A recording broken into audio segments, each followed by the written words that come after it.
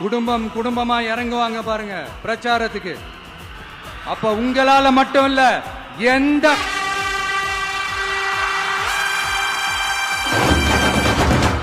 யாராலையும் தடுக்க முடியாது. சிஎம் சாரோட மனநிலை இப்ப எப்படி இருக்கும் தெரியுமா? ஏற்கனவே கட்சிக்காரங்க தொல்லை தாங்க முடியல, தூங்க விட மாட்டாங்க. இந்த விஜயம் வந்து தூங்க விட மாட்டான். நம்ம பாட்டுக்கு ஹைவேல சைக்கிள்ல சோலாவா போலான்னு நினைச்சோம். இவன் நாடானா மக்கள் சக்தியோட வந்துட்டு இருக்கான். இவன் தான் கேள்வி கேட்கறான்னு பார்த்தா மக்களையும் கேள்வி கேட்க வைக்கிறான்.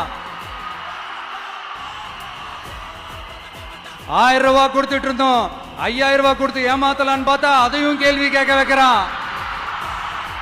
விசில் சத்தம் வேற விண்ண முட்டுது. கூட்டணி கட்சிகள் தொல்லை வேற தாங்க முடியல.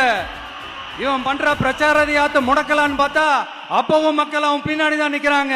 என்ன பண்றது ஏது பண்றதுன்னு தெரியாத ஒரு மனநிலையில இருப்பாரு. ஆனா சார், நீங்க இந்த விஜயம் முடக்கலாம், ஆனா ஒவ்வொரு வீட்டில் இருக்கிற ஒவ்வொரு விஜயையும் உங்களால முடக்கவே முடியாது.